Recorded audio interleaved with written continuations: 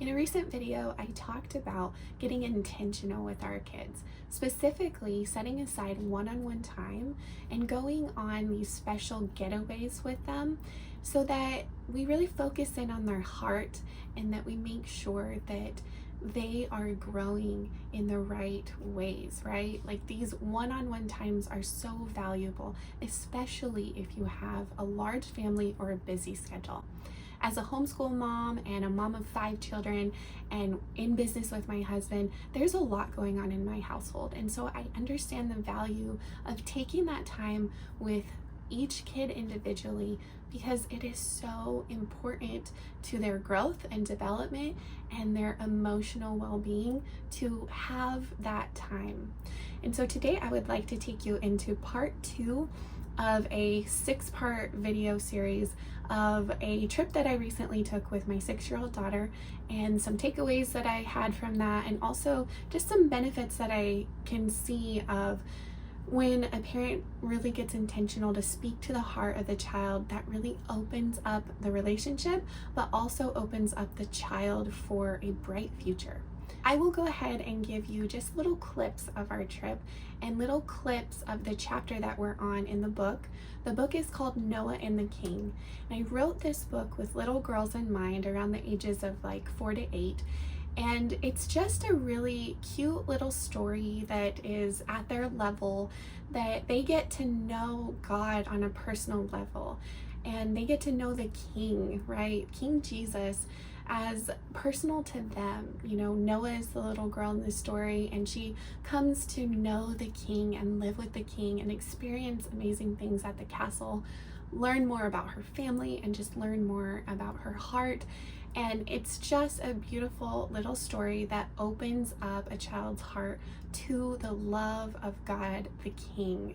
And so there is some great discussion questions as well, so that also opens up communication between the parent and the child.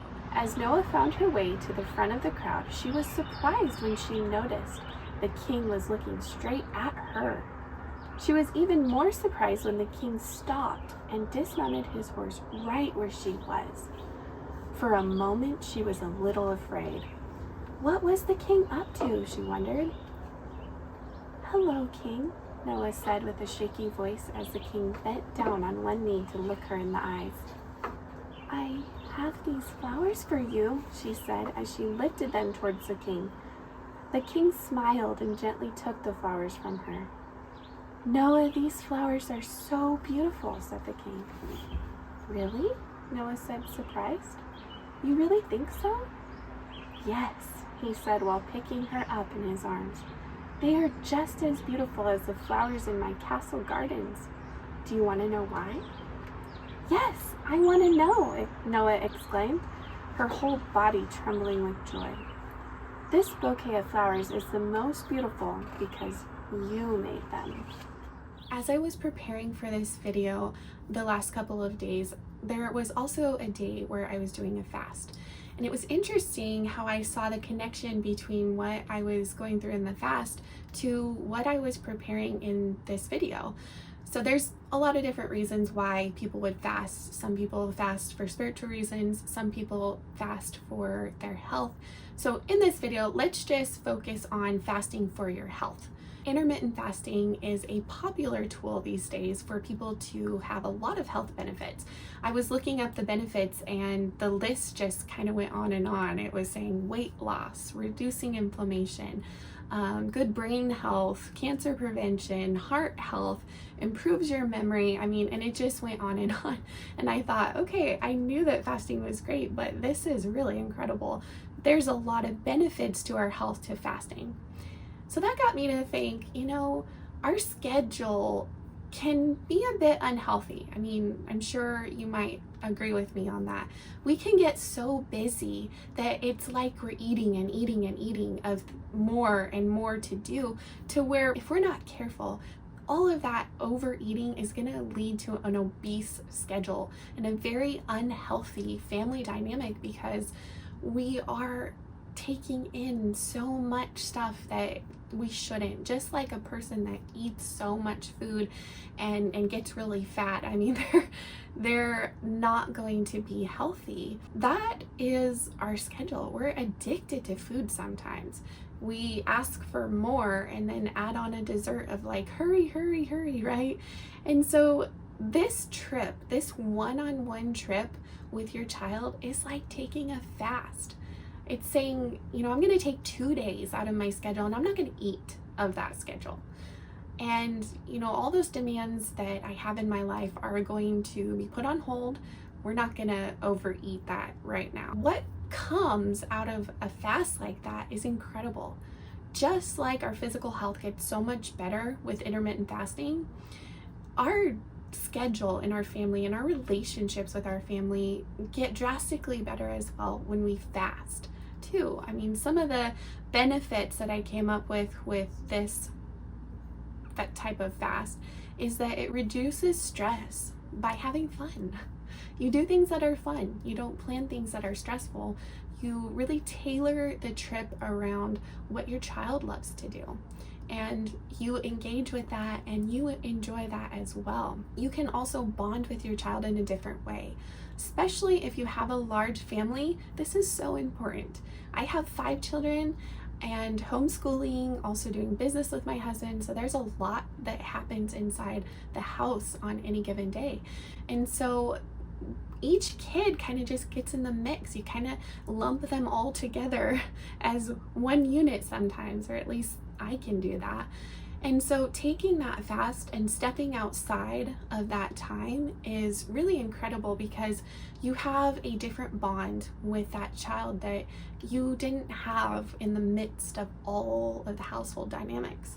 Another great benefit is trust that is being built between you and your child. You know, your child is able to see you and realize, Mom cares so much for me to do this for me. And they love that. They love that you took the time to plan this special trip just for them. That is a trust building thing, I believe, unlike anything else. Another great benefit is that it gives you and your child space to think more clearly, to hear things from the Lord more clearly. It's just amazing how when you get out of your home, it really frees up your mental energy to see things for what they really are. When you step outside and kind of look back in, you realize, okay, I need to tweak this, I need to do that. And it's just a great practice to be able to see and think more clearly. Another reason is that you get to know your child better. That's incredible.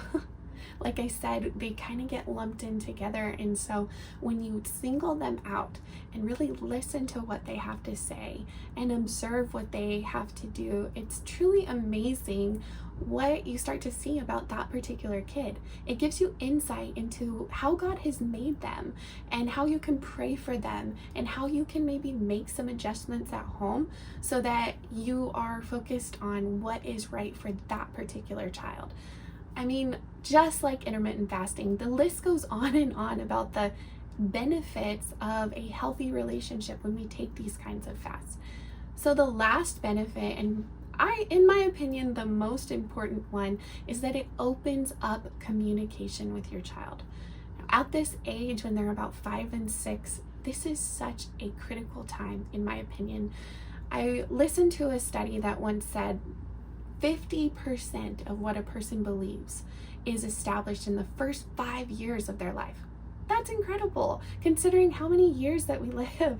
The first 5 years are so foundational. And so after that, around 5 or 6 years old, to enter into that next chapter, to really celebrate that first 5 foundational years, this is a great time, the perfect time to take them out like this and really open up another layer of communication. Because, you know, in the first 5 years of their life, you're establishing communication, right? They're learning how to talk for the first several years, and then they're learning just, you know, foundational things. And so after that period of time, now let's signal something. Like, let's set aside this trip so that we can open the door to the next chapter of their life. "Noah, I came into the river village today looking for you," said the king as he set her down. "You did?" Noah was surprised. "But they said you were on a special mission today." "That is true," he said. "My special mission was to find you." Noah didn't understand.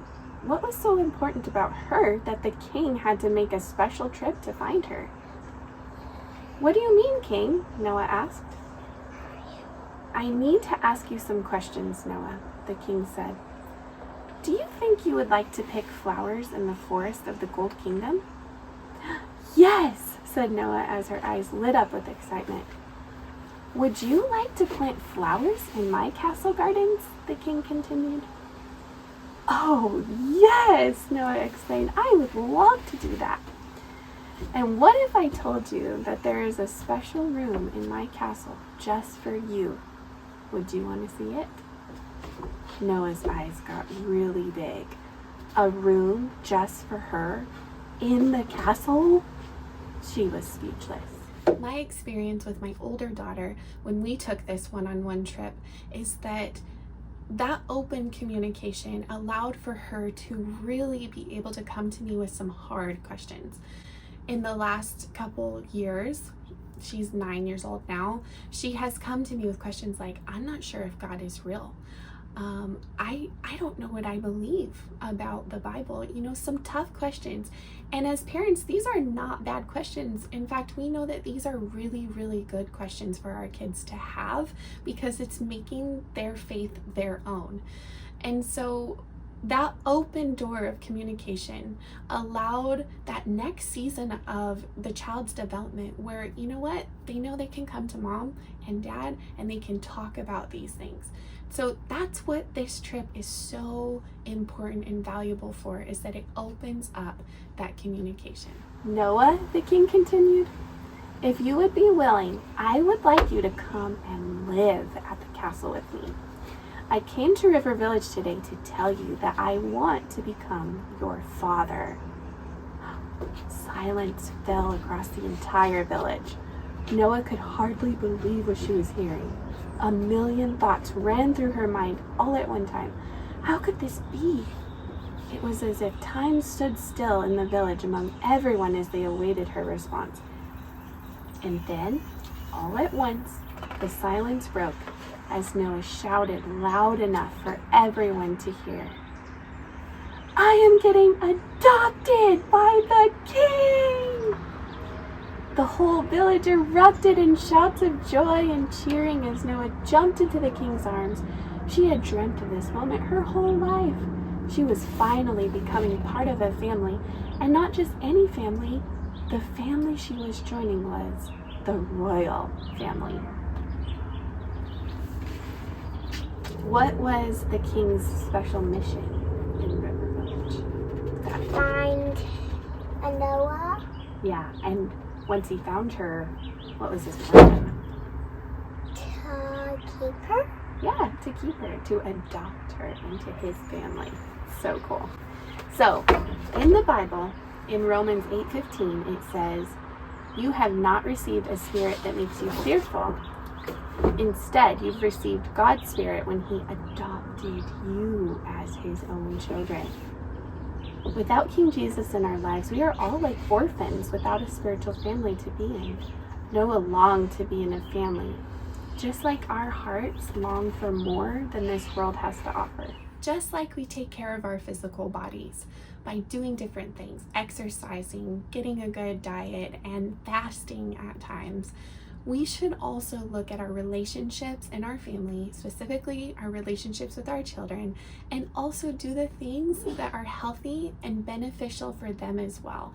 So I hope that this encourages you. I hope that you take some pieces of this and make it your own and open up that door to your child and opening up that communication with them and stepping outside of your normal schedule, maybe your overweight schedule, and fasting for a bit.